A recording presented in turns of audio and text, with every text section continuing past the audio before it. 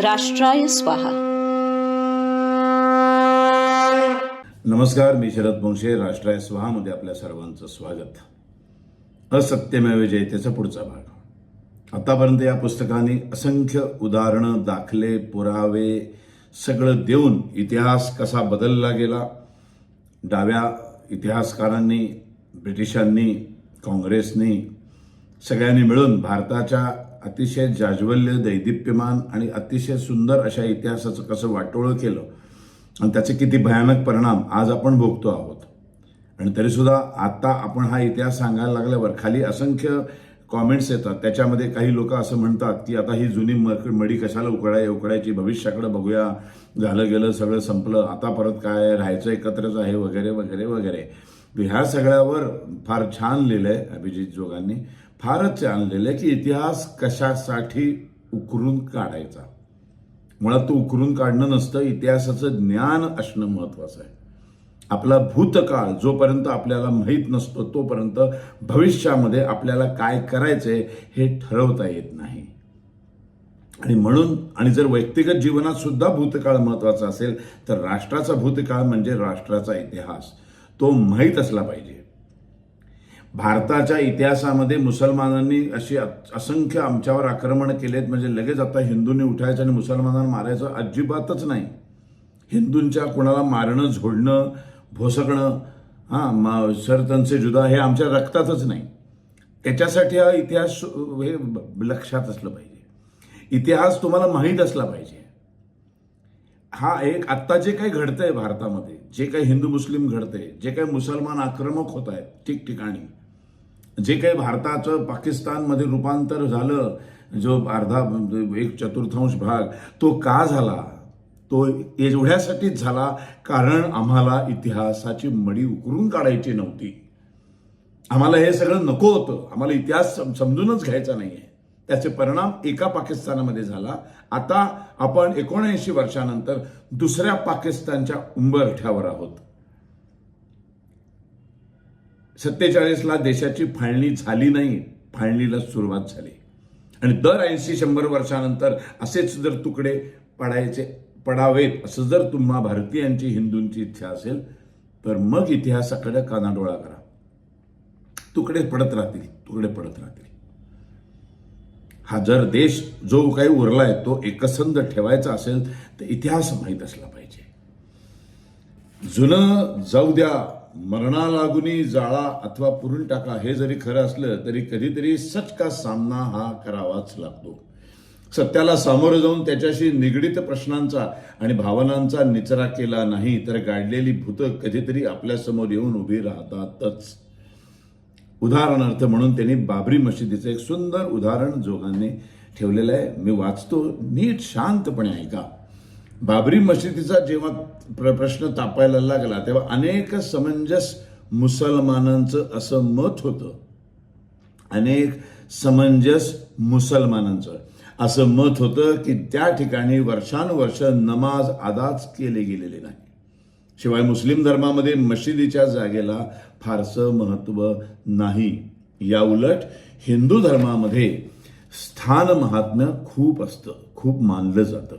ही जागा प्रभू रामचंद्रांचं जन्मस्थान असल्याची हिंदूंची श्रद्धा असल्यामुळं त्यांच्यासाठी हे अत्यंत पवित्र तीर्थक्षेत्र आहे.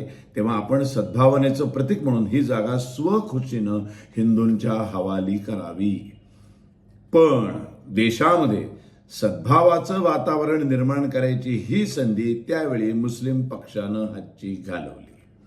कारण रोमिला थापर, इरफान हबीब यांसारख्या डाव्या इतिहासकारांनी, परत एकदा मी वाचतो, रोमिला थापर, इरफान हबीब यांच्यासारख्या डाव्या इतिहासकारांनी त्यांना सांगितलं, जे स्वखुशीनं राम मंदिरची जागा द्यायला तयार होते, त्या मुसलमानांना सांगितलं की आम्ही तुम्हाला सगळे पुरावे देतो.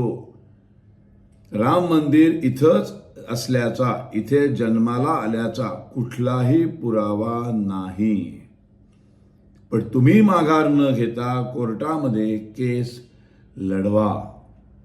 अशा रीतीनं मीर बाकीनं त्या जागी उभं केलेलं मंदिर पाडून 1528 मध्ये बाबरी मशीद बांधली हे सत्य गाडून टाकून मुस्लिमांनी मोठ्या हिरिरीनं या वादामध्ये उडी घेतली. आणि मग शेवटी एक दिवस 500 वर्ष ही लढाई लढणाऱ्या हिंदूंच्या संयमाचा आणि कोंडलेल्या भावनांचा बांध फुटला. बाबरी मशिदीचा विध्वंस करण्यात आला.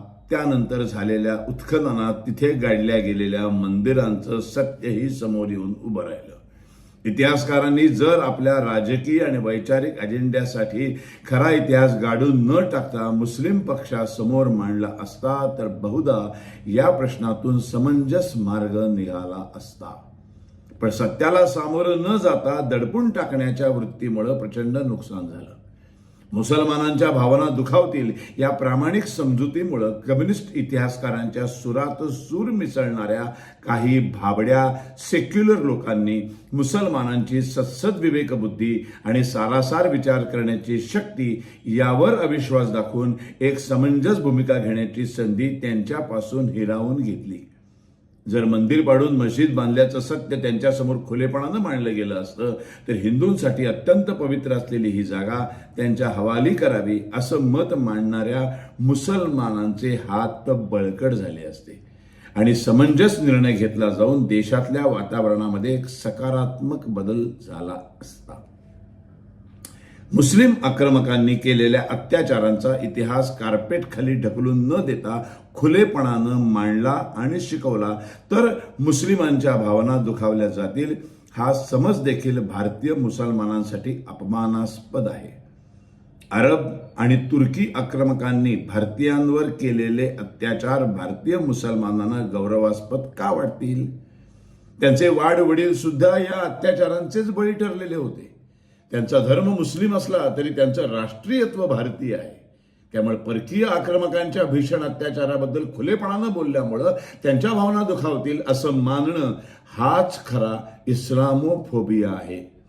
हा इतिहास दडवून टाकल्यामुळं एकीकडं भारतीय मुसलमानांचा असा अपमान होतो तर दुसरीकडं हिंदूंच्या पिढ्यानपिढ्यांनी सोसलेले जुलूम, अन्याय, अत्याचार झालेच नाहीत म्हणून पुसून टाकल्यामुळं मुस्लिमांचा अनुनय करण्यासाठी आमचा इतिहास बदलला जातो. हा राग आणि ही चीड हिंदूंच्या मनामध्ये साचत जाते. अशा परिस्थितीमध्ये धार्मिक ताणतणाव वाढत गेले नाहीत तरच आश्चर्य. यापेक्षा भूतकाळामध्ये अत्याचार करणाऱ्या आक्रमकांचा धर्म मुसलमान असला तरी आजचे भारतीय मुसलमान त्याला जबाबदार नाहीत हे स्पष्ट करून खरा इतिहास खुलेपणानं मांडला तरच देशामध्ये मोकळं आणि निरोगी वातावरण तयार होईल. किती तर्कशुद्ध आणि तिराईत होऊन जोगांनी विषय मांडलेला आहे. आत्ता इथेच थांबतो. पुढच्या भागात इतिहासाची मडी का उकरून काढायची, इतिहास महत्वाचा काय. धन्यवाद. राष्ट्राय स्वाहा.